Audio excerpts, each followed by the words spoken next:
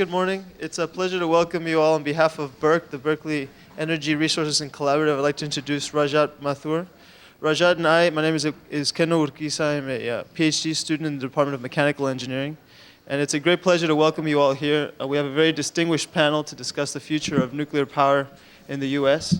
And I'll start by introducing our moderator, Dr. Bob Budnitz. He's a scientist at Lawrence Berkeley National Lab, and he's done extensive work on nuclear and waste security and safety, and he'll introduce the rest of the panelists. So we're going to start with 10-minute introductory remarks, and then we'll go to about a 25 to 30-minute discussion, and we'll leave about 25 minutes at the end for question and answer.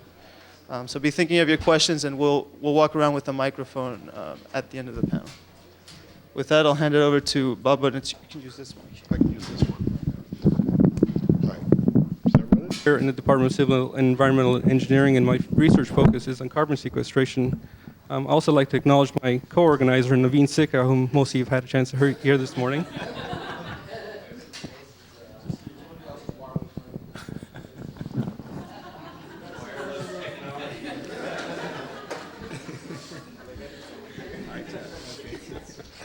Maybe what I say is going to be heard somewhere else. If you're hearing this in another room, come and get us.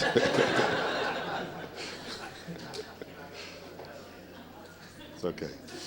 We've actually turned off the wireless mic. It's fine. All set? Hi. I'm Bob Budnitz from the Lawrence Berkeley National Lab. For those of you that don't know, it's about a half a mile that way and a few hundred feet up the hill. And I've been working on nuclear safety, as he just said, for a long, long time. All three of the people on my right are colleagues and friends that I've known for a long time, too. And I'm just going to spend a minute or so introducing the topics that we're going to try to cover and then turn it directly to our three panelists. They're going to keep their remarks short because we think, all of us think, that the interesting part of this is going to be the discussion. We'll be discussing at the end amongst ourselves some comments we may have on each other's remarks, but mostly it's the question and answer session that we think is going to be the valuable part of this. What I'd like to do is after each of the three speaks briefly, I'm going to ask for questions only of clarification if there's something that isn't clear, but not questions involving discussion. Those we'll put off, and then we'll go on to the next one and the next one. And then after that, we'll discuss amongst ourselves briefly in case any of us wants to comment on the others, and off we go, okay? It's a pleasure to start first. Tom Cochran on my right from NRDC. Next to him, Jeff Rothwell from Stanford. Per Peterson from UC Berkeley. I'll say a little about each one more as we proceed. But I just want to say that the topics that we intend to discuss have no bounds within the area of commercial nuclear power and its tentacles. That involves nuclear power cost and safety and security and proliferation and the resources, the uranium resources and the displacement of other resources and so on. There isn't any topic here that's either out of bounds for the discussion that we're going to do here or for any questions you might want to ask. And I think that probably amongst the three experts on my right, we'll be able to address most of them. If not, between us, I think we know most of the people in the business, and we can certainly refer you to literature or others to answer any specific question.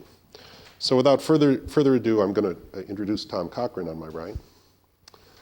He's been at the NRDC for a long, long time. I'm not quite sure how long, but it's certainly been decades, and has been crucially a very important anchor to NRDC's, again, crucial contributions to this long-standing debate about nuclear power, nuclear safety, proliferation, and the like. Tom's particular interest in proliferation and his contributions to understanding proliferation, especially in the old communist sphere that continues to be of concern to us, has been seminal in the sense that a whole lot of other things that have happened have come from the thinking he's done and the interactions he's had and the stuff he's written and the influence he's had. So I'll start with Tom Cochran. Thank you. Someone running the slides. So there's a Clicker. This is a clicker? Yeah. Should have gotten training in the clicker business. Okay. Well, let's see how that works. There is. Yes, okay. Well, I'm going to back up instead of talking about future nuclear power in the United States, since this is a climate conference. The contribution of nuclear to climate mitigation is really a global issue, not a U.S. issue. And if you want to try to predict what impact nuclear is going to have on climate mitigation, climate change mitigation, the options are you either run some economic model, as does DOE, and there's some international models, or you can just look at what people say they're planning to do. And so what I've done is the latter. I don't think the economic models are all that good, but you can actually compare the two. But what I've done is taken the database from the World Nuclear Association, you can get it off the web, and summed up the contributions in various categories. And the blue down at the bottom is this is existing roughly 441 or 2 plants in the world, have 370 gigawatts of capacity. And you have to make some assumptions, and this is, there's some uncertainty in this line. You make some assumptions about how long the plants will operate before they're retired. And for most of the plants, I've assumed 60 years, but there are exceptions where they announce their earlier retirements. And then you can add on to that, and I've expressed these areas out over the next 50 years in terms of gigawatt years, the capacity in any given year summed up over the years. And then you can add in this little thin area here, these are the nuclear plants under construction, not a whole lot of them, and they're not going to make a large contribution to the future. And then the next category, the yellow, is firmly planned plants where you have firm date or dates for beginning construction and operation. The greenish area is proposed plants where there are no dates associated with. These are people's sort of wish lists. And then I've added onto the top an assumption that, and I've only included for France and Canada the assumption they replace their capacity and more or less stay at the same level. You see it peaks at around 2030, but that's a figment of the fact that people don't make projections about what they're going to build beyond about 25 years from now. So you really don't know what's going to happen out beyond 2030, and you also see out beyond 2030 most of the capacity is in this proposed category, and it's sort of in the wish list. So the bottom line is nuclear will probably increase, certainly in capacity on a global basis by some small amount, but it won't be a huge contribution to climate change mitigation, but it will in fact be some change. Now, you can convert these by making some assumptions about what you're really displacing on a country or regional basis and convert them into megatons of carbon and wedges if you wanted to. We can come back to that. Now, in the U.S., if you just stuck with the World Nuclear Association modeling, you see there are no plants under construction yet, and the scale's different, so you're down by a factor of 4 from the almost 4 from the earlier graph. But again, you see that this could go either way. Now, most of these plants that are planned in the World Nuclear Association's category or proposed are all chasing federal subsidies, mostly in the 2005 Energy Act. Now, it doesn't matter whether you are for nuclear power, against nuclear power, whether you think it is part of the mix. It obviously is already part of the mix. Whether you think you have to have it or don't have to have it, that isn't the issue. The issue in the U.S. in terms of contributing to global warming is what should the policy be, the national policy with regard to new nuclear plants, not existing plants. And there's an economically efficient way to address climate change, CO2 emissions are pollutant like mercury, other pollutants, and you either got to control those through taxing or through limiting the emissions. That's the way and then you let all the competition compete as you essentially drive the price up by capping or by internalizing the externality, the cost of the carbon. The economically inefficient way to address climate change is to go out and subsidize your favorite technology, in this case, nuclear power plants, because this will penalize alternatives that can, some of which can get you there faster and cheaper and safer.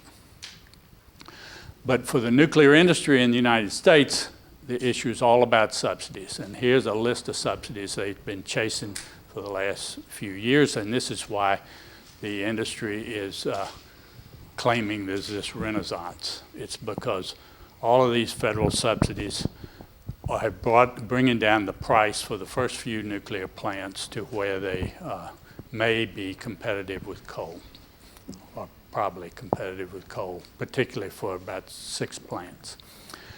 Now, people have made estimates of what these subsidies are worth, and Gregory's going to talk about that, so I'm going to skip over this. But the subsidies in the 2000 Energy Act, particularly the ones related to loan guarantees, are huge. They're worth about $13 billion per plant for a few plants over the life of the plants. So the bottom line is we're going to build in the United States new nuclear plants, and the number will be the number that the United States government is willing to heavily subsidize through an effort by nuclear lobbyists going to the Congress and getting new subsidies in legislation. Hopefully that will come to an end with the next election. I'll reserve my comments about proliferation and waste and safety till the Q&A section. Any clarifying questions? Next is Jeff Rothwell from Stanford, who, by the way, has a degree from this university. Yeah. We used to be. Tom is Vanderbilt, and Vanderbilt, but he's actually From a better school. right. He says from a better, yeah, without arguing. Doesn't mean he's smart. He's from a better school. No, it means that I have a house down Telegraph. Are we on to the next? Oh, there we go. So I've been at Stanford since I graduated from here. And the question here is whether or not there's going to be this rebirth, this renewal, a renaissance. And so, I've arbitrarily chosen 2020, but we'll see that it's actually 2021. So this is an analysis now, and I agree that the economic models at DOE, in particular at the Energy Information Administration, are really funky. And I don't believe anything that comes out of a model that the EIA has created. They've got this system, this National Energy Modeling System, and they produce this annual energy outlook every year. And if you go inside the code of the National Energy Modeling System, you'll see it's just filled with crap. And so you can't believe anything that the EIA is spouting on nuclear power. They've got in their little model, they've got the price of oil reaching $100 in, I think it's 20. It's actually, I don't think they have it. It never reaches $100 in the model. So what I'm doing here is an economics model and sort of a finance model. And actually, I'm doing this with a friend of mine, Rob Graber. And so we're looking at 3 of these subsidies. And Tom never sent me his slides, and neither did Per. And so you would think that we had this thing all prepared out here, because we're going from subject to subject, and it's just so orderly. but actually we have not colluded on this. These are the primary subsidies that were in the Energy Policy Acts of 2005 and 2007. They're production tax credits, standby support, and loan guarantees. The production tax credit is very similar to the subsidy to wind. So to get this tax credit, you've got to make money.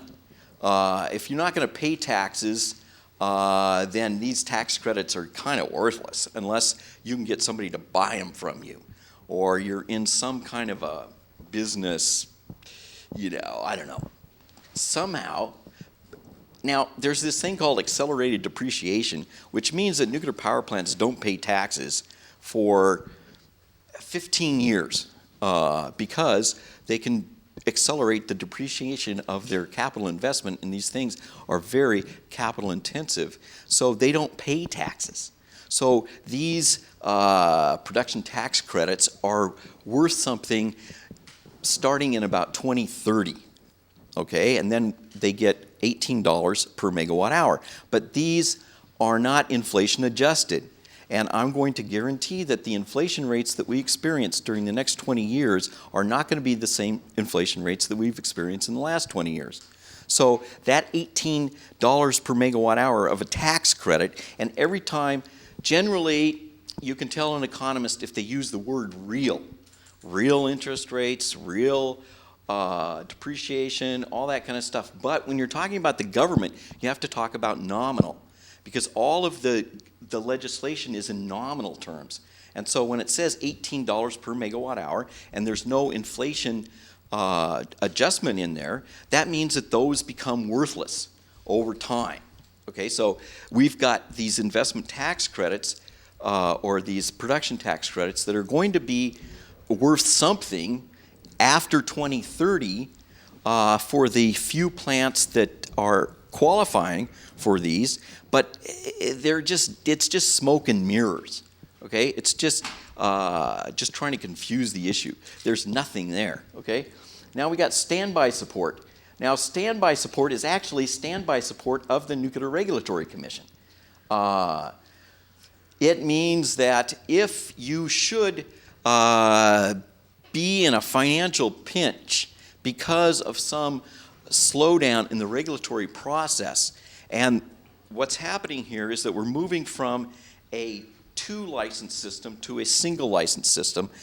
There's actually another license in there for early site permits, but it used to be that you would get a construction permit and you'd build the plant, and then you'd go through another permitting process to operate the plant. And now we've got a combined operating or construction operating permit system that hasn't ever been used. Okay, so we just haven't licensed plants that way. So we're going to be trying to license these plants, and this standby support is, I don't know if I have a slide on this. Oh, damn. I just turned off the whole thing. Okay, so standby support provides $500 million in, they call it risk insurance, which seems like an odd term to me. But if you should be in a financial crunch sometime in the future because of delays in the regulatory process that can include interveners or intervention by interveners to slow down the process, then you get up to $500 million for the first 2 plants, and then $250 million for the next 4 plants. So it's just a little bit of insurance to make sure that the NRC moves on this. Now, the loan guarantees are what everybody's been waiting for, and these were passed in the Energy Policy Act of 2007, and so we'll talk more about those. Now, the project that I've been working on for a couple of years is looking at advanced boiling water reactors, and so here is our assumptions about what's going to happen in building these things. And the assumptions that we should talk about are the overnight costs of $350 or $3,500 per kilowatt hour, and the construction duration of 7 years. And the other stuff is basically boring.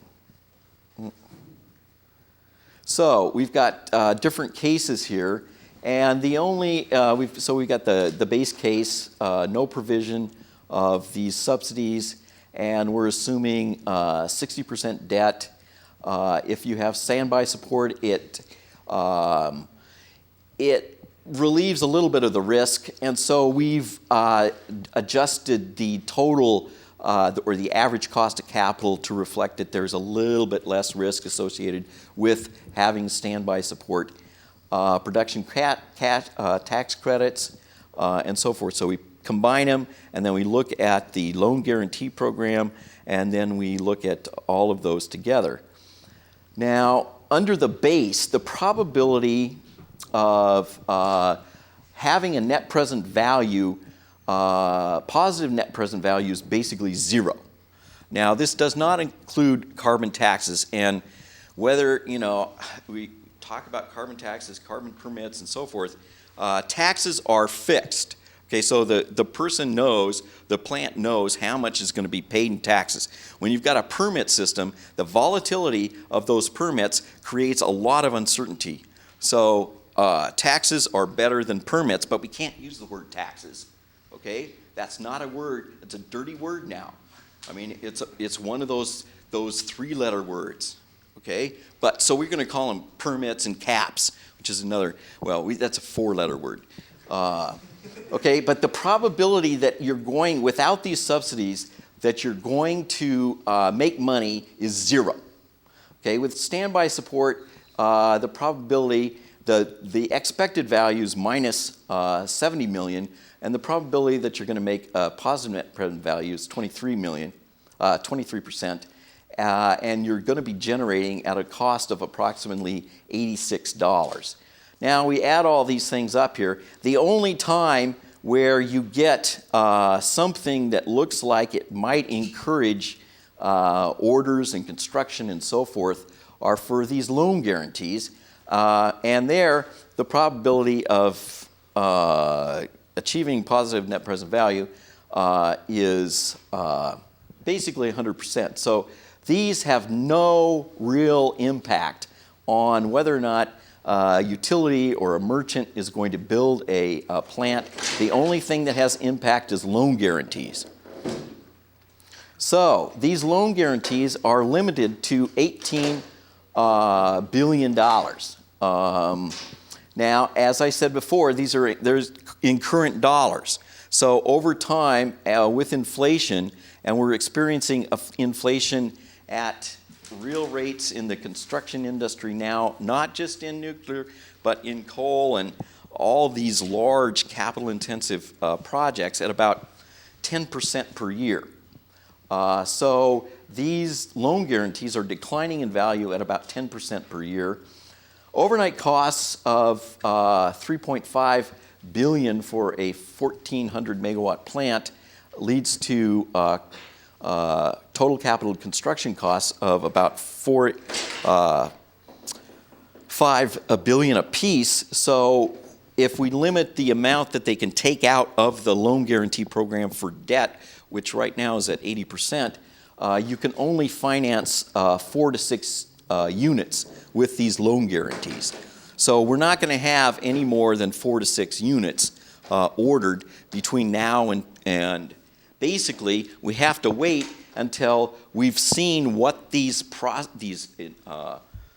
regulatory processes, what's the technology going to do, how much is it actually going to cost. Everybody is waiting for somebody else to be first. Okay, so there are people out there that are willing to take these risks, and so I think there'll probably be 6 units, and they have to come online before 2021 to get the production tax credits. Okay, what we need to do is get down this learning curve that we saw earlier today. We've started out with these first-of-a-kind costs, which are fairly high, and to be into a renaissance period, you know, rebirth, we have to get down to nth-of-a-kind costs. And generally, nth-of-a-kind costs, we don't know exactly when those happen, but it could be 6 units, 8 units, 4 units, whatever. But we've got to work out until we get to a cookie-cutter type situation where we can just build these plants basically the same thing from site to site. And until we get to that point, those nth-of-a-kind costs are going to be basically too high for anybody to enter the market unless they have these huge subsidies. One of the rubs is that the technologies that can get those first-of-a-kind costs also have to have plants being built in other countries. If we've only got 4 to 6 units being built in this country, that means that we're not going to get to nth-of-a-kind costs. So those have to be technologies that are also being adopted by the rest of the world. And those technologies, the EPR, which is a French design, is being built in Finland and France right now. The ABWR, there's six ABWRs, and even though it's a GE product, it's basically Toshiba now. And the AP1000, you know, that used to be Westinghouse. But Westinghouse doesn't really exist anymore, so they've been bought by the Japanese. And Kazakhstan actually owns 10% of Westinghouse now. So, you know, okay, maybe there'll be AP1000s and we'll get down to nth-of-a-kind costs. We've got ESBWR, and we had some conversations up here that the Lithuanians might buy ESBWR, but the technology really isn't there yet. It hasn't got its initial license, so I don't know if there's going to be an American technology out there. We might see a few plants ordered after 2021, but everybody's going to be waiting if they don't have the huge subsidies. So we might have to be subsidizing GE some more to have an American reactor. Otherwise, we're just going to be importing reactors from around the world, and that's not very American because we don't have foreign reactors in this country. So there is not going to be a renaissance before 2021. I can guarantee that. Whether there's a renaissance after 2021 depends on what's happening in the world, not just what's happening in the United States. So with that, unless there's clarifying questions. Any clarifying questions? Okay. Per Peter, oh, yeah. The cost that you put up for this, Speak up. the cost that you put up, did this include the waste?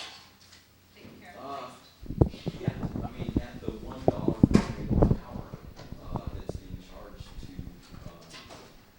plants right now. But, you know, we'll get into waste. We'll talk about waste later. Yeah, just a comment about that, clarification. The current 103 or 4 reactors that are running are paying into the waste fund. The total cost of Yucca Mountain, if it ever gets built at the current schedule and cost, amounts to a little less than 2% of the cost of the value of electricity generated. So although it's a lot of money, it's a trivial percentage, and certainly none of the estimates here, whether it includes it or not, have any relevance on any decision that anybody makes. Per Peterson is on the faculty of nuclear engineering at Cal, chaired the Energy Resources Group here at Berkeley for a couple of years, and then chaired the Department of Nuclear Engineering for 5 years. And so he's local, and I'm happy to introduce Per for the next talk.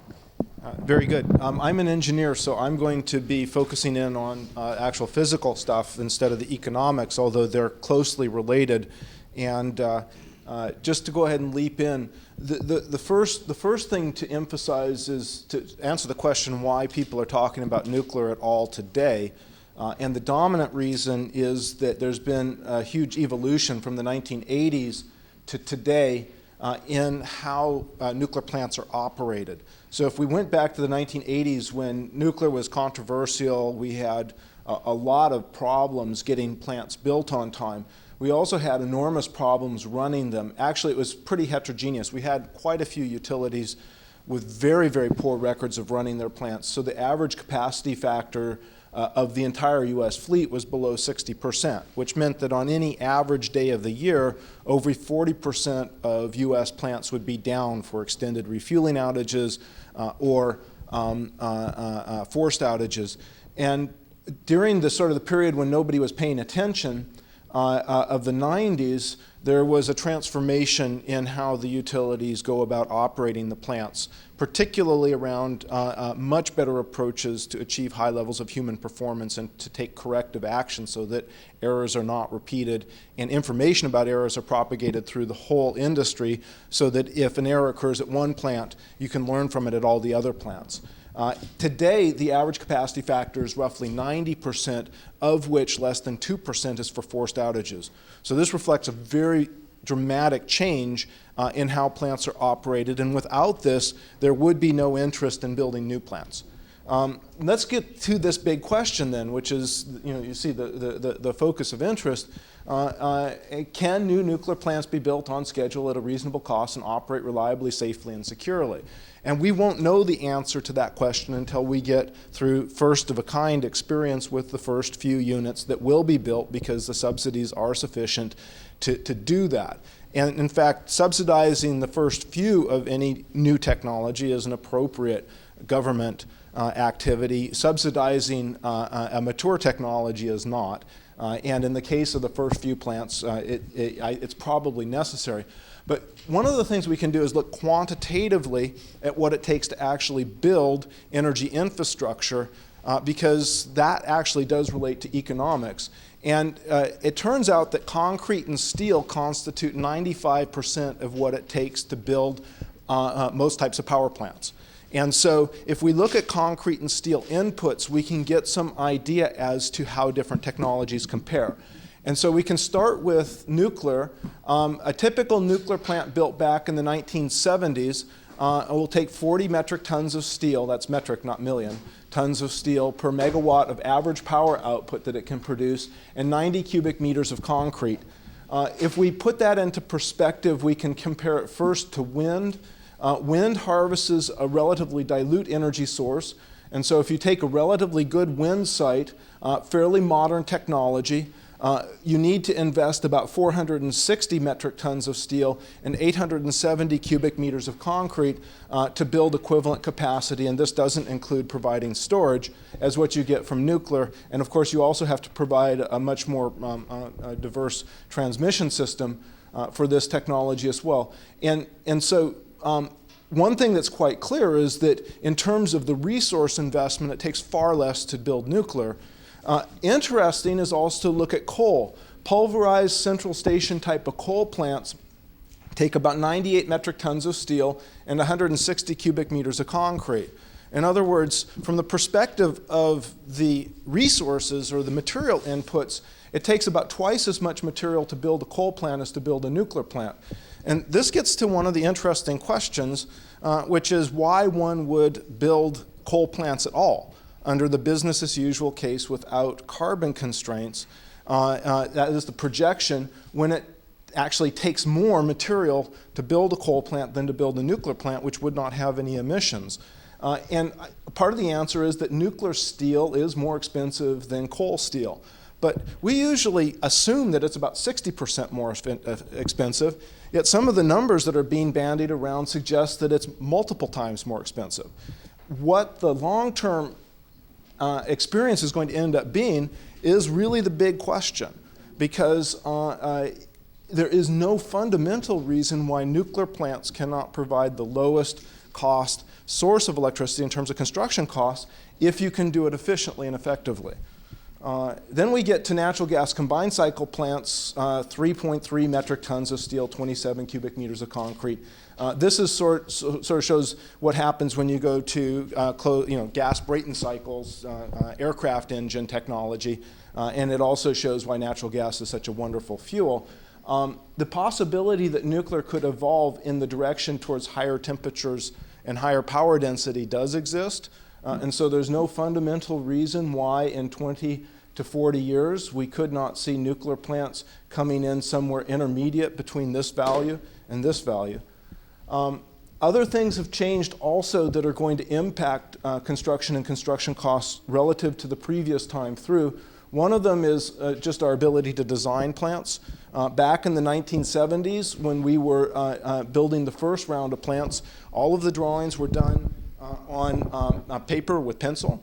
And because these plants were highly complex with large amounts of piping and other things, and you can't confirm that everything is going to route properly, we'd build plastic models of the plants, which is very labor intensive, very hard to make changes.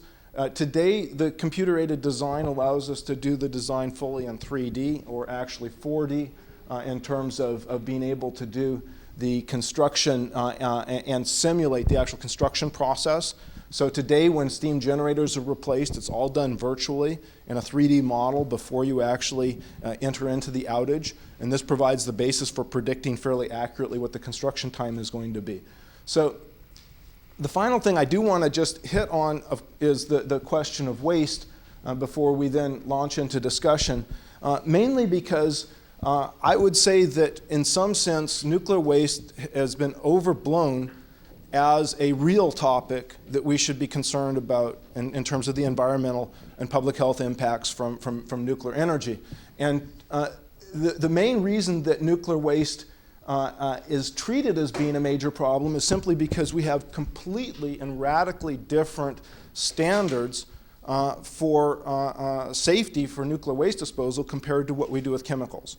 The Environmental Protection Agency has issued a draft standard for Yucca Mountain that will require that DOE demonstrate compliance for 1 million year period in terms of protecting groundwater. For chemical hazards, the typical compliance period for chemicals that remain permanently hazardous is a couple hundred years. And the longest you can find for any type of disposal is 10,000 years. Now, this is not to say that it is wrong for us to set high standards for nuclear waste disposal, but just to try to put it into context. And so in doing that, if we take a look, here's Yucca Mountain in southern Nevada next to California. Here's the plume that's projected that might form 10,000 to 100,000 years from now if we do have some leakage. This is the region where the groundwater is shallow enough that people might drill wells. And in this region, those wells might produce water that would be unsafe to drink. Okay? And we wouldn't want that to happen. But if it were to, the effect would be to put a couple of dots onto the map right here in this little box. And placing that into perspective, here are all the little yellow dots for all of the wells in California, hundreds and hundreds that we've already contaminated with nitrate. These are all the yellow dots for the wells that we've already contaminated with perchlorate. And all of these yellow dots are for the ones that we've already contaminated with arsenic. Okay? And so from that perspective, adding a couple more dots 10,000 years in the future shouldn't seem to be such a big deal, yet oftentimes it is treated as being one. Let me just move then quickly to conclusions. In terms of thinking about what we're going to do to reduce carbon emissions, important to remember that U.S. nuclear plants today provide 70% of all of our non-fossil electricity generation. The majority of the remainder is hydro, so it's the only thing that is actually we've successfully done at any scale approaching what is necessary. It doesn't mean that there aren't other things that we can do, but it's the only one thus far we've had any success with. Next, the big issue is going to be how much the construction cost will be for new plants. This is not a question about how much it costs to buy the materials, although it's commonly cited as a reason that nuclear price estimates are going up. I think it's much more the question of which vendors will be able to execute complex construction projects well. I think that right now, Areva looks like it's not at the top of that list, but we should be watching Westinghouse and Shaw quite closely, and maybe GE too. And then finally, the DOE will submit a license application for Yucca Mountain in 2008. Nuclear Regulatory Commission will provide an independent technical review of this application, and we should wait until we have that review before we do anything rash in thinking about other things in terms of nuclear fuel cycle activities. And that hopefully will launch into a period of interesting question and discussion. Thanks.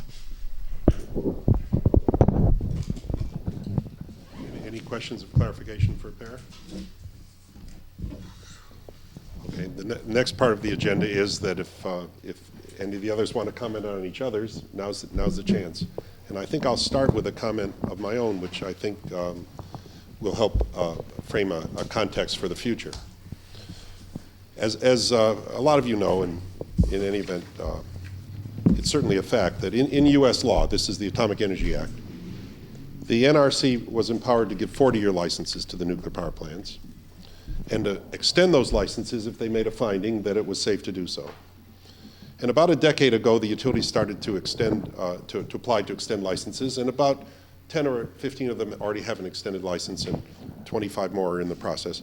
But there isn't anybody who believes other than that every plant that wants one is going to get a 60-year license. We know enough to know that the nuclear power plants can have their license extended safely to 60 years.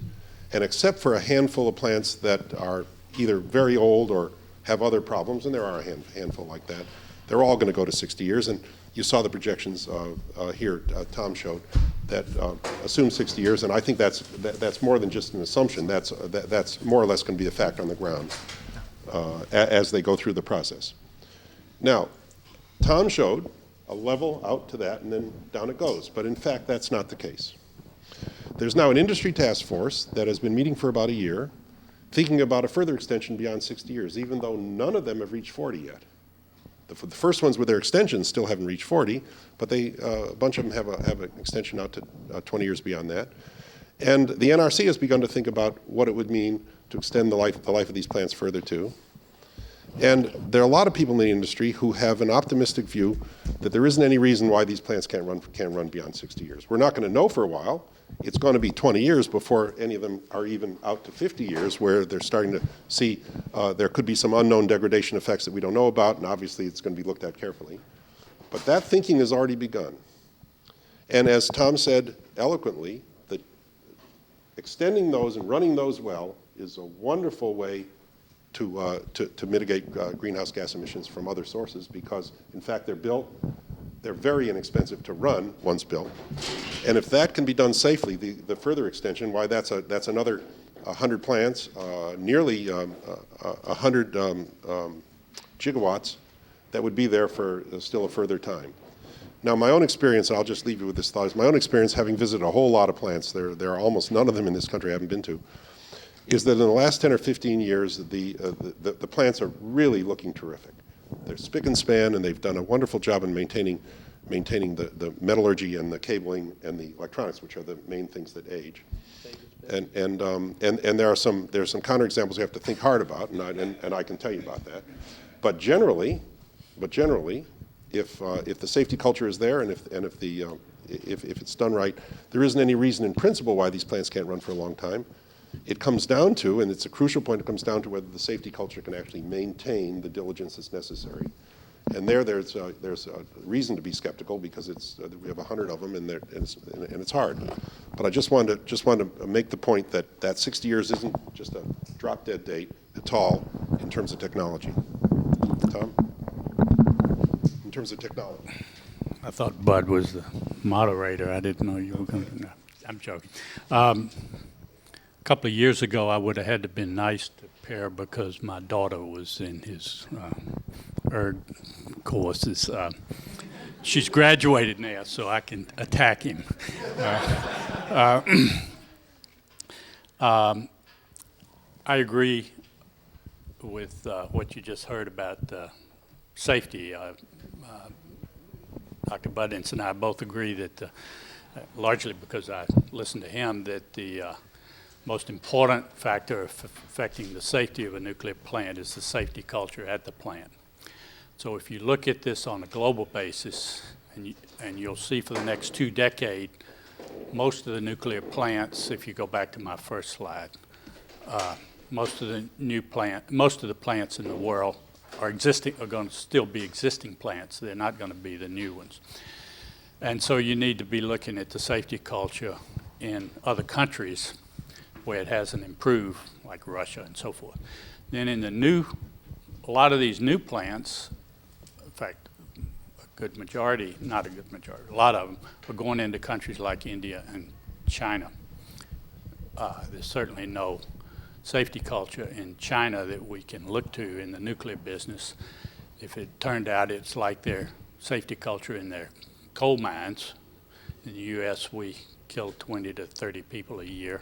In China, they kill 2,500 to 3,000 a year. If it's like their coal industry or many of their other industries, they're going to be in trouble.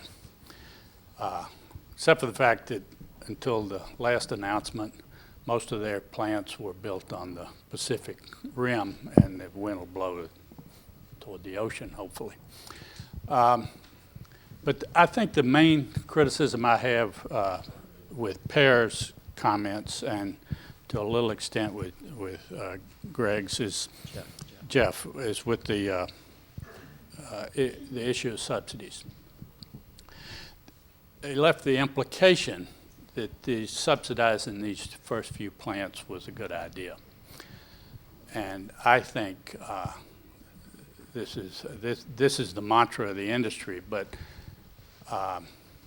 you guys are paying with your tax dollars to subsidize a bunch of companies. You've done it right in California in terms of demand side management and the way you deal with energy. You're paying a little higher price for your electricity. But your tax dollars are going to go to companies, utilities in Virginia, Southern, Duke, Florida Power and Light, Energy. Virginia is number 38 in the nation in terms of end-use efficiency, not like California. So your subsidies are going to these utilities. They're some of the richest companies on Wall Street. They don't need your subsidy. We subsidize through the Department of Energy this early site permitting for a couple of new plants. This is really not a big subsidy. But one of the companies that got this subsidy was Exelon, I believe.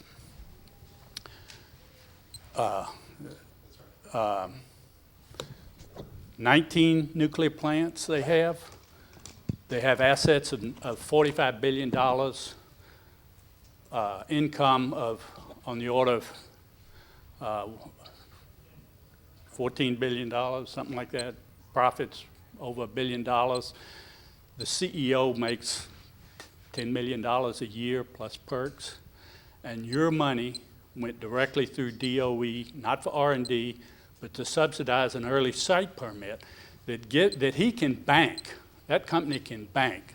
They're not even going to build a plant there, but they can bank and sell that as an asset, and that asset allows that company, or it's whoever they sell it to build a nuclear plant without having an environmental review for the next 20 years, which they can extend for another 20 years, so that my children and my grandchildren for 40 years can't challenge those permits.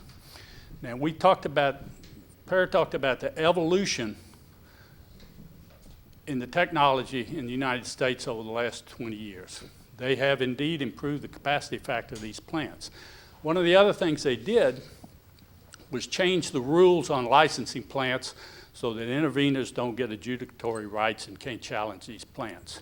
And now they have the audacity to come in and say, we want your subsidies, so that in case under these new rules that we just spent the last 20 years changing, this is NEI and the Nuclear Energy Institute, the lobbying arm, and the NRC working together, change these rules, and then we want subsidies to ensure that we don't penalize ourselves for the changes we just made. Now, some of these subsidies, the biggest subsidies, are going to the vendors. Where are these subsidies going? Areva, that's the French government, 96% of the money. Your tax dollars may go to subsidize the French government, or in the case of Westinghouse, which is now owned by the Japanese company and 10% by Kazakhstan. Isn't it nice that we're going to subsidize the state of Kazakhstan?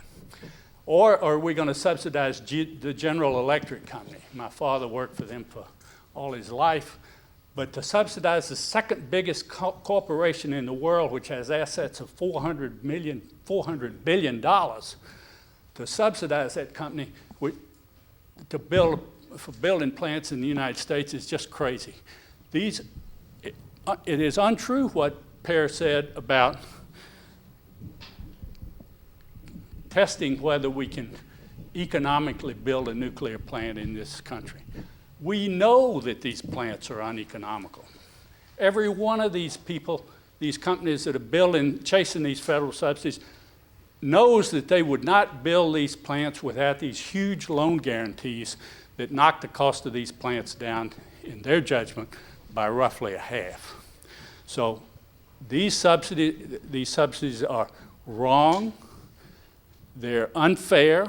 We shouldn't be hitting up working stiffs in Colorado, in California, to subsidize these companies that don't need it. This industry is a mature industry. It's been around in this country since they built the first nuclear power plant in 1957. In the world, 1954 in Russia. Been around for more than 50 years. They're building over 30 plants a year anywhere in the world. It's the same vendors. They can build them and people will buy them if they're economical. It's wonderful to see these calculations that Per makes about the cost of concrete and steel and how much is in these plants. He does exceptional work in this area. But the bottom line is these decisions about new plants are going to be made in the boardrooms of energy companies. The interveners are out of the picture. They've been out of the picture for 20 years. And they're going to be based on economics, and we don't need to subsidize them in order to determine whether they're cost effective. Marianne or Jeff, you have a comment? Just a couple of responses. The first thing, of course, is that when we talk about subsidies, we need to do it in the context of all of the different energy sources. And so certainly I think that Subsidized today. we Not a good plan. we want to look at the various ways that we subsidize other energy technologies besides nuclear, and then to see whether there's some consistency. It is appropriate for the federal government to subsidize certain types of activities related to energy if you're trying to pull new technologies into a market. One of the things I think should be at the top of the list of subsidies is the ideas about renewable portfolio standards. These are subsidies that force utilities to adopt a certain technology, and that when you look at the details, some of them will have a safety valve on cost, but certainly, particularly for the mature renewable technologies like wind. I mean, we've built enough wind turbines at this point. It's a mature technology in terms of people knowing how to build it and how much it's going to cost. So we should be looking at the question of whether or not we need to have any subsidies on renewables as well. But what we know is that the biggest subsidy that we have currently is the subsidy on fossil fuels, not through taxes, but through the fact that we don't internalize the costs of the pollution and the carbon that they emit. And I think that what we want to do is to get rid of those subsidies by putting in place carbon controls. Now, then we'll get to the question of whether or not nuclear can compete in the long term. And what we know is that the federal government and Congress are not going to approve loan guarantees for the next 40 to 50 gigawatts of new nuclear construction. They've pretty much given all that they're going to give. And so once we build the first few plants, we can find out how much it really costs to build them. In terms of the companies that will benefit from the subsidies, General Electric, it actually has a huge wind division, and just to be consistent, we should really be asking the question: shouldn't we be angry with General Electric and its well-paid CEO for getting all this taxpayer money for these wind projects that are being built in Texas? So at any rate, that's my general reaction. The final thing is on the issue of intervention. The new licensing framework does not preclude intervention. It just prescribes when it ends and when, and that's at the point where you start making substantive investments. Or earlier, I think, actually, as Tom points out. But the opportunity for intervention still exists. It's just that it is more limited and prescribed than it was before. Just a few thoughts. Go ahead. Make it quick, because we want to have questions. Okay, yeah. Okay, these are all second best solutions, okay? This is, subsidization is a second best solution. The problem is that we are not embracing carbon taxes, okay? Not even the nuclear power industry embraces carbon taxes, and the previous Department of Energy Assistant Secretary for Nuclear Energy, it told us explicitly, Pierre and I have been working on these projects for years, you cannot assume carbon taxes. This is like, it's evil, okay? That's what this administration feels about carbon taxes. It's the tax word, okay? This is evil.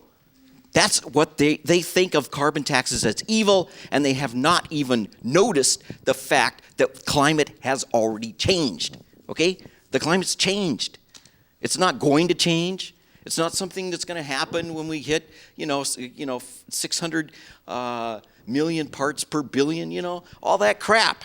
It's changed, okay? Now, given that we have not done anything about it, the second best solution is this subsidy thing. So if we could get rid of these subsidies if we had a carbon tax, okay? Secondly, these subsidies are minuscule. This is smoke and mirrors, okay? There's hardly anything there. We've got a bankrupt government, and we're not going to get anything else out of them. The loan guarantee program is as risky as it can be, okay? So let's not get too sentimental about these guys in Colorado or wherever they live, okay?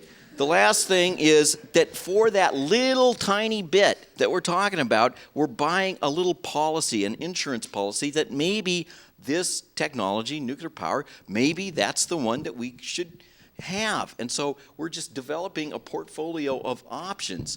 So how much is that option worth? And it's at least worth the little piddly amount that's being shelled out.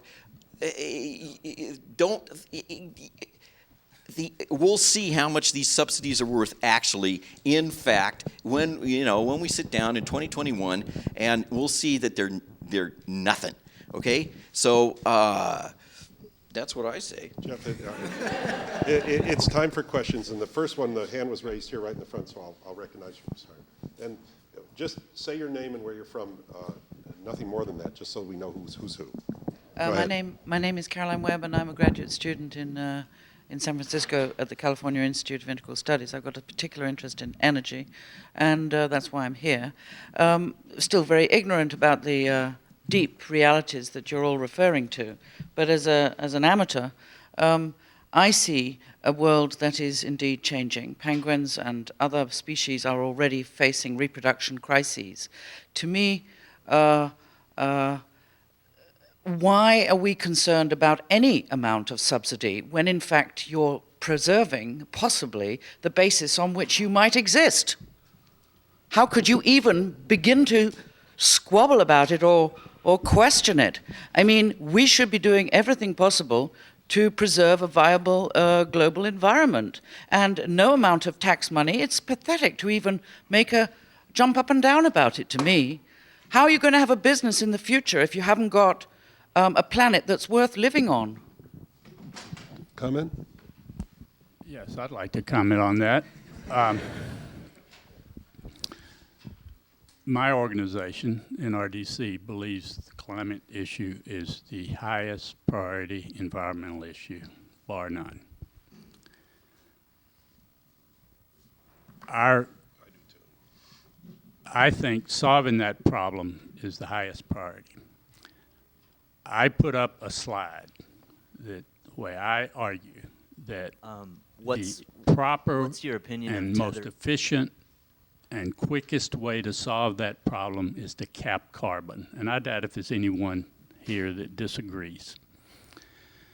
The problem with the subsidies is that they deflect the policymakers from the policies that can be implemented to most effectively affect carbon mitigation, and that is the Congress, looking back, I don't think it's going to be true looking forward, has refused to cap carbon because a whole bunch of energy companies, not just nuclear, coal, gas, oil, send their lobbyists up to the Hill to argue for subsidies for their pet projects and refuse to argue to address the carbon problem and the simple way and the most efficient way to solve it.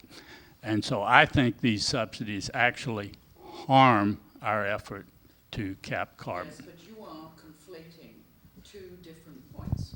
One is a dyed-in-the-wool objection to nuclear power. I don't object to nuclear. With the question of policy matters about subsidy and carbon tax. Unfortunately, you are mixing the 2 points up, and it creates a lot of confusion. I have not taken a position here or anywhere else for or against nuclear power. I've taken a position against subsidizing a mature industry at the expense of getting carbon relief faster, safer, and cheaper. So I told you at the beginning of my talk, this is not about whether you like nuclear or don't like nuclear. The issue is carbon, and this policy issue in front of us as it relates to nuclear is whether you should be subsidizing new nuclear plants. That is the issue, and in my judgment, you should not. And I used to tell my friends at NEI, look, the single policy that would do the nuclear industry in the United States the most good, the single policy would be to cap carbon. That changes the underlying economics of carbon versus fossil, of nuclear versus fossil fuels. That is NRDC's highest priority.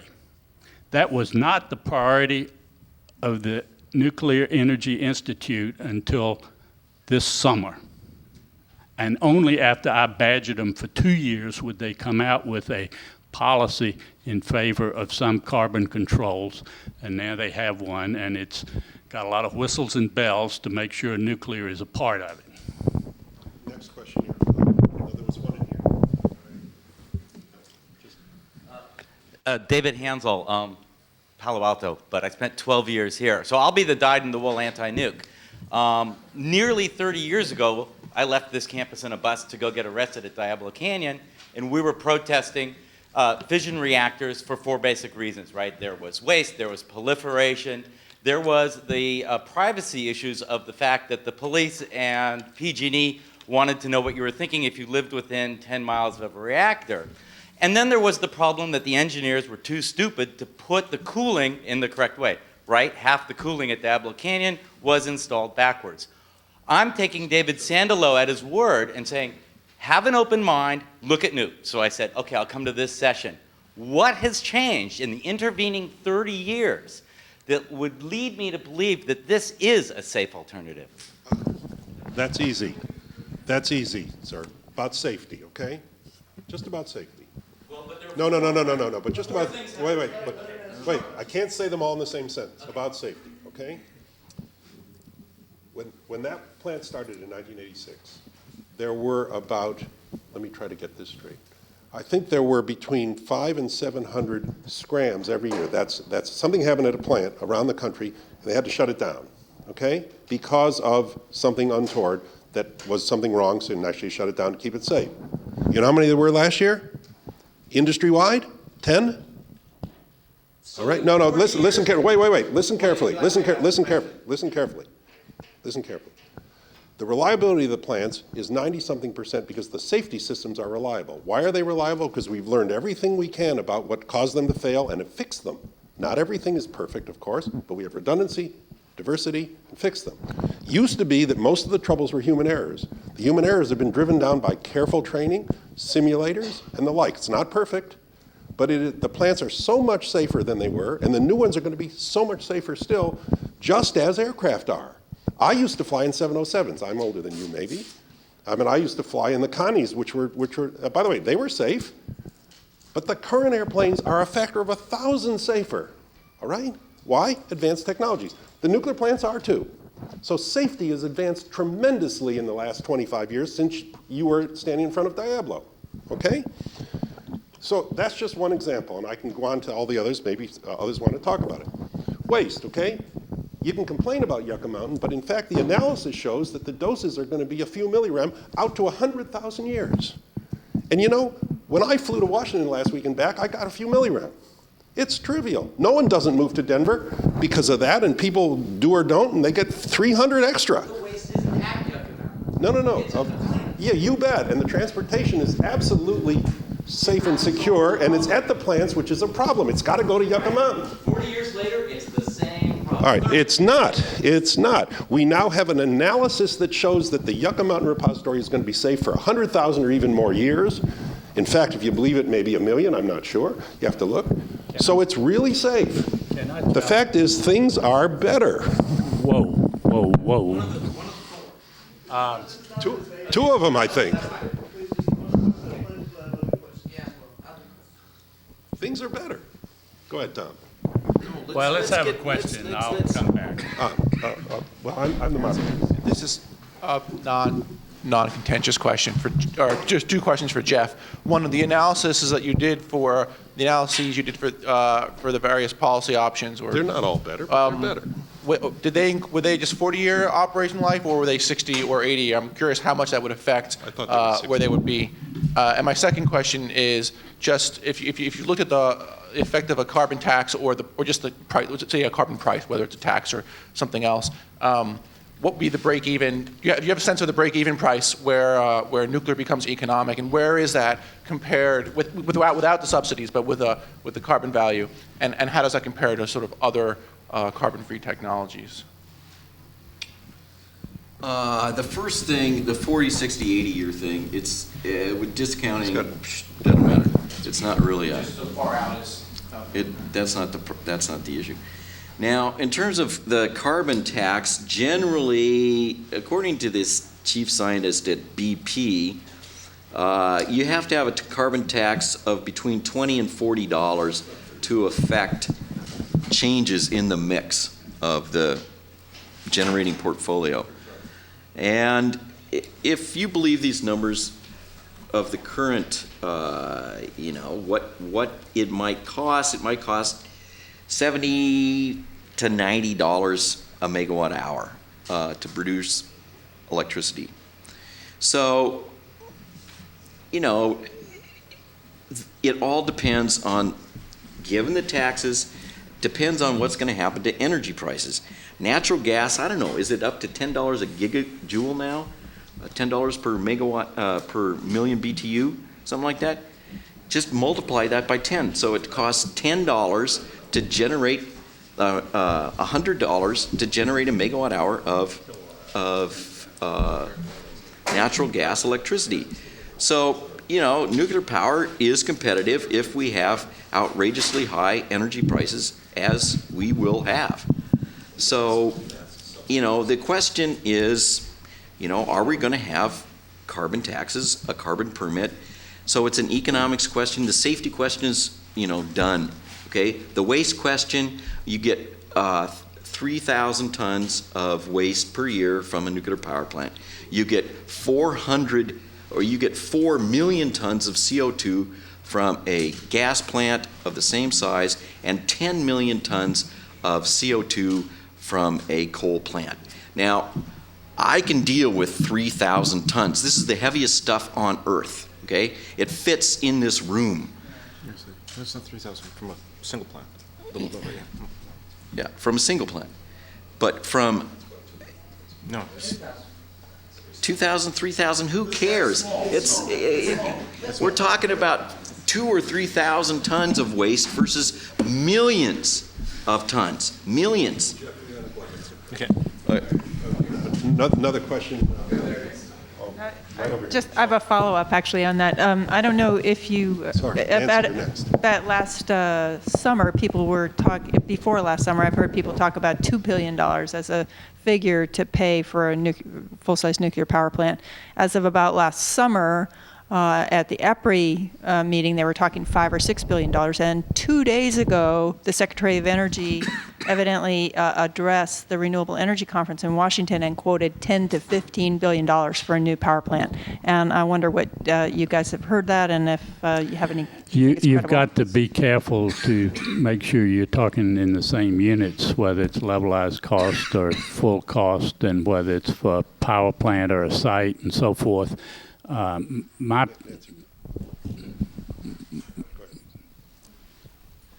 These numbers, so the 10 to 15 is a plant. How much a plant costs? A unit costs 5 to 7 billion now. So a plant would cost double that. But then there's overnight costs and total capital costs, and these numbers are thrown around. The other thing is that right now, because the utility industry is in negotiations with the vendors, in fact, they've sort of closed down and they're not disclosing what the numbers look like. So we've got a couple of years before we'll know what the vendors really are willing to charge and commit to for the first few plants. And I think it's quite up in the air what the numbers will really be. Julia, an MBA student. What I was curious about is certainly as more nuclear plants are put online, you see the improvement in efficiencies. And I'm assuming also that there are efficiencies in construction costs, both due to just familiarity of the vendors in building them, as well as new technologies that are out, et cetera, et cetera. I'm curious how much, I suppose, the learning experience is expected to drive down the cost of constructing plants and the cost of energy achieved from them. I think that the learning experience ends up being quite important in affecting the cost of the plants. Going back, we also need to look, I think, at macroscopic terms.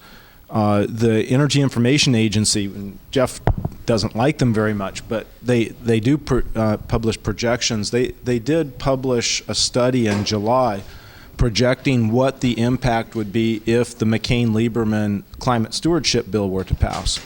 And there's some logic to what their results were, which is, first of all, the big opportunity for reducing carbon emissions is to mine and burn less coal.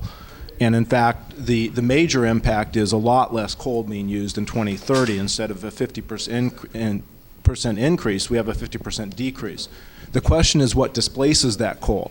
That coal is being used to generate baseload electricity, and their projections are that under the climate controls, 145 gigawatts of new nuclear capacity would be built instead of new coal capacity, and that a very large expansion in biomass harvesting would occur, with that biomass being co-fired with coal in existing coal plants. And then the final thing is a very modest amount of wind, about 10% would be added. If you turn off nuclear in the models, then carbon capture sequestration starts to enter into the picture. And wind still stays pretty small. But that's pretty much what happens, is that you get less coal and you replace it with other things that can do baseload electricity.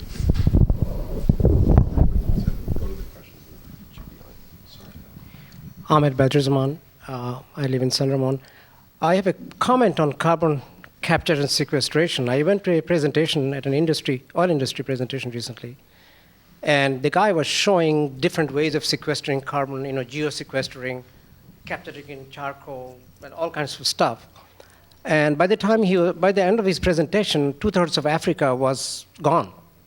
You need that much of land mass to sequester the CO2 that you're talking about. You really need to look at this CCS business more carefully. And this is the industry projecting it, so they have money. They want to make money by doing this business. Nancy? I want to switch. I'm Nancy Brown from Lawrence Berkeley National Laboratory, and I wonder about, in today's world of global insecurity, I would say, what are the new issues in non-proliferation or proliferation? Moderator or not, I don't mind starting out. The major thing that's different now than 25 years ago is the ready accessibility of enrichment to countries and even non-countries with technologies that just weren't accessible, say, in the 70s or 80s. That's qualitatively changed everything because it's now not only nowhere near as expensive, although it's very high tech, but it's nowhere near as expensive but easier to hide. And that has changed everything about our international concerns about proliferation compared to in the 70s and 80s when the principal concern, which is still a concern, but it's not the principal concern anymore, was reprocessing. And reprocessing nuclear spent fuel, the plutonium that then is freed up and is accessible for theft or diversion, which is still a concern, although there's not a lot of it going on. As you know, our government has plans to do a lot more some decades in the future. But enrichment is a problem today. Anybody else want to add to that here? I just add the one other big thing that happened is the collapse of the Soviet Union and the issues around the physical security of all of the nuclear materials that were there, which has been rectified to some extent, but still generates a risk in terms of the potential for terrorist theft of materials. But I would agree that on the proliferation side, the new big issue is enrichment technology, and that we need to strengthen the international institutions that in particular encourage countries not to get into that business until it's logical in a commercial perspective, which means much larger nuclear programs than, for example, Iran has. The nuclear weapons issue should be looked at in terms of a state threat and a non-state threat, and they're separate issues. On the non-state threat, the biggest problem is with highly enriched uranium, and it's not so much it's not a power plant problem, it's a research or naval fuel or civil research and test reactors and naval fuel reactors and so forth. On the proliferation side, the state threat side, you still have two avenues that countries pursue. They typically pursue both, either the enrichment or the reprocessing, often with a research reactor providing the plutonium rather than a power reactor, because it's smaller reactors and simpler. The central problem is the international safeguards regime, which the IEA and all of the other things that are related to it, is incapable of providing adequate safeguards to certain types of facilities, which we call bulk handling facilities. That includes enrichment plants, reprocessing plants, mixed oxide fuel plants, facilities where they store large quantities of plutonium and uranium. And that problem is not solved and is unlikely to be solved anytime soon. And one of the problems here is that this nuclear power industry, it was not intentional by the energy generating companies or utilities, but all of the problems are really in the fuel cycle, and they all get pawned off on the federal government. So proliferation, you don't hear the utilities worrying about it. That's a U.S. government, State Department, IEA problem. Reactor safety, they went to the Congress and got Price-Anderson, so the government covers this, subsidizes the cost of a catastrophic accident. Nuclear waste, it's too dangerous for the utilities to handle, so that's a government problem, and they hadn't been able to manage that problem well. Now they've come to the economics. The plants aren't competitive, so what do? The same thing. We go to the government, get the money to buy the plants, and so the government's going to pay for half the plants that you build. But the proliferation problem is the central problem, but it's not. That's a problem outside of the United States. It's not a problem in weapon states per se. So you gotta. If you look at new countries countries that have announced that they're going to build or they're interested in building new power plants. You can go down, that includes countries like Morocco, Libya, Egypt, Indonesia, Saudi Arabia, Arab Emirates, you name it. There are about over a dozen of these countries. Most of them are going to do it right, but there are going to be other Irans probably coming down the pike, and they're going to be there independent of whether we subsidize 6 new plants in the United States. I'm just going to put a little, put this in perspective. A standard nuclear power plant, light water nuclear power plant, uses 100,000 SWU per year, 120,000 SWU per year. Separative work units at an enrichment plant. You can manufacture a half a ton of 95% enriched uranium, making enough uranium for 10 bombs with the same enrichment capacity. So per year. So we have 10 nuclear weapons on one hand, or 1 nuclear power plant. So for every nuclear power plant, we could make 10 nuclear weapons instead. So just to give you an idea of the magnitude of what we're talking about, it's huge.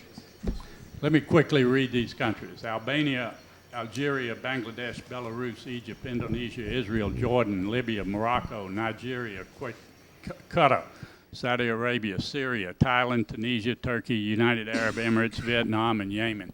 So that's the future. One quick addition on this, which is one of the benefits, though, that we face is the fact that we do have international institutions on the nuclear field, whereas, for example, on biotechnology and biological weapons, we lack those types of institutions to monitor national capabilities. I agree with Tom that we're not going to get every single one of these new countries to sign on to reliable fuel services and abstain from doing sensitive technologies.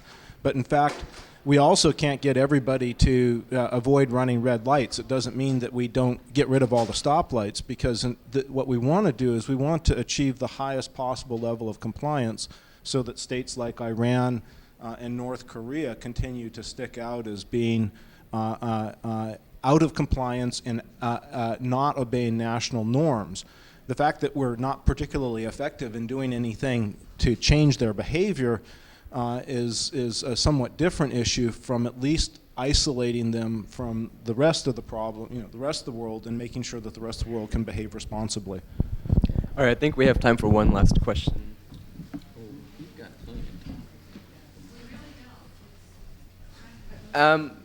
What? Well, let's take it. Well, quick question. People can leave if they want. Quick question. I just wanted to know, it seems like there is a lot of paranoia around nuclear power and safety aspects, as you alluded to earlier. Just quick question as to why do you think that still exists, and what can we do to dispel that? Or, there's so many facts around how it's safer now. Why isn't that happening? Why isn't? Well, it actually is happening, although not universally. It has to start in kindergarten, like anything else. The fact is, I have a kid brother who's in North Carolina who teaches, well, just to say, he's at Duke, but his program is to teach high school science teachers how to teach science. And you'd be surprised to know that in North Carolina, half of the high school science teachers turn out, by any objective or even subjective measure, to be science phobic. All right? Got to think about this.